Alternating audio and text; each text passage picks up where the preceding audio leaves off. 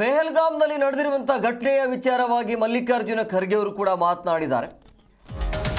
ಪೆಹಲ್ಗಾಮ್ನಲ್ಲಿ ಹಿಂದೂಗಳ ನರಮೇಧ ಪ್ರಕರಣಕ್ಕೆ ಸಂಬಂಧಪಟ್ಟಂತೆ 3 ಸೆಕ್ಯೂರಿಟಿ ಇದ್ರೂ ಕೂಡ ಹೇಗೆ ದಾಳಿ ಆಯಿತು ಅನ್ನುವಂಥ ಪ್ರಶ್ನೆ. ಸರ್ವಪಕ್ಷ ಸಭೆಗೆ ಪ್ರಧಾನಿಯೇ ಬರಲಿಲ್ಲ ಅಂದರೆ ಹೇಗೆ? ದೇಶದ ವಿಚಾರದಲ್ಲಿ ಎಲ್ಲ ನಾಯಕರು ಒಂದಾಗಬೇಕಾಗತ್ತೆ. ನಮಗೆ ದೇಶದ ರಕ್ಷಣೆ ಮುಖ್ಯ ಆಗತ್ತೆ, ಉಳಿದಿದ್ದು ನಂತರ ಅಂತ ಹುಬ್ಬಳ್ಳಿಯಲ್ಲಿ ಎಐಸಿಸಿ ಅಧ್ಯಕ್ಷ ಮಲ್ಲಿಕಾರ್ಜುನ ಖರ್ಗೆಯನ್ನು ಕೊಟ್ಟಿದ್ದಾರೆ. ಮೋದಿ ಬಿಹಾರಕ್ಕೆ ಹೋಗಿ ಭಾಷಣವನ್ನು ಮಾಡ್ತಾ ಇದ್ರು. ನೀವೇನಾದರೂ ಭಾಷಣ ಮಾಡಿ, ಆದರೆ ನಮಗೆ ಬೇಕಿರೋದು ರಕ್ಷಣೆ ಅಂಥೇಳಿ ಸರ್ವಪಕ್ಷಗಳ ಸಭೆಯನ್ನು ಕರೆಯಲಾಗತ್ತೆ. ಆ ಒಂದು ಸಭೆಗೆ ಮೋದಿನೇ ಇಲ್ಲ ಅಂತ ಇವರು ಅಸಮಾಧಾನವನ್ನು ಹೊರಹಾಕ್ತಿದ್ದಾರೆ. ಯಾಕೆ ಬರಲಿಲ್ಲ ಆ ಸಭೆಗೆ ಅಂತ. ಅಮಿತ್ ಶಾ ಅವರ ನೇತೃತ್ವದಲ್ಲಿ ಆ ಸಭೆ ಆಗತ್ತೆ.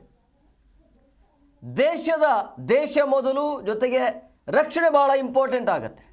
ಸೊ ಹಂಗಾಗಿ ಈ ಸಮಯದಲ್ಲಿ ಕೇಂದ್ರ ಸರ್ಕಾರದ ಜೊತೆಗೆ ನಾವು ನಿಲ್ತೀವಿ ಅಂತ ಆವತ್ತಿನಿಂದಲೂ ಕೂಡ ಈ ಕ್ಷಣದವರೆಗೂ ಕೂಡ ಅದನ್ನು ಹೇಳ್ತಿದ್ದಾರೆ.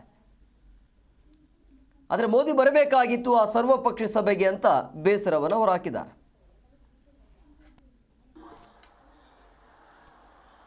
ಇನ್ನೊಂದು ವಿಶೇಷ ಏನಂದ್ರೆ, ಈ ಸೆನ್ಸಸ್ ಮಾಡಬೇಕು ಅಂತ ಹೇಳಿ ಅವರ ಅಭಿಪ್ರಾಯ ಇದ್ದಿದ್ರೆ ಸಹಜವಾಗಿ ಬಜೆಟ್ನಲ್ಲೂ ಕೂಡ ಹಣ ಇಡ್ತಿದ್ರು ಸರ್ವೆ ಮಾಡೋಕ್ಕೆ. ನಮ್ಮ ಕರ್ನಾಟಕ ರಾಜ್ಯದಲ್ಲೇ ಸುಮಾರು ಸಿದ್ದರಾಮಯ್ಯನವರು ಸುಮಾರು 300 ಕೋಟಿನೋ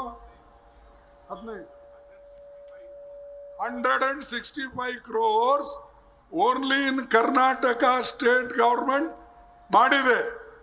ಇವರು ಇಡೀ ಭಾರತ ದೇಶಕ್ಕೆ 515 ಕೋಟಿ ಇಟ್ಟಿದ್ದಾರೆ. ಇದು ಹೆಂಗ ಸಾಧ್ಯ? UP ಅಂತ ರಾಜ್ಯಕ್ಕೂ ಮಾಡೋಕ್ಕಾಗೋದಿಲ್ಲ.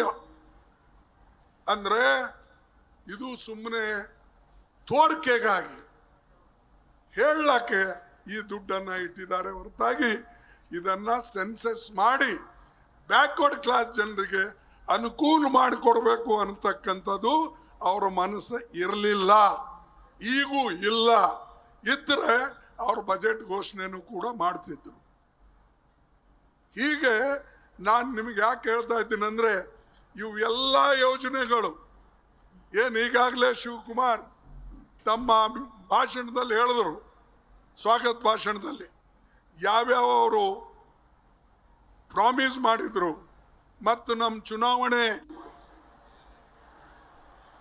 ಇನ್ನೊಂದು ವಿಶೇಷ ಏನಂದ್ರೆ, ಈ ಸೆನ್ಸಸ್ ಮಾಡಬೇಕು ಅಂತ ಹೇಳಿ ಅವರ ಅಭಿಪ್ರಾಯ ಇದ್ದಿದ್ರೆ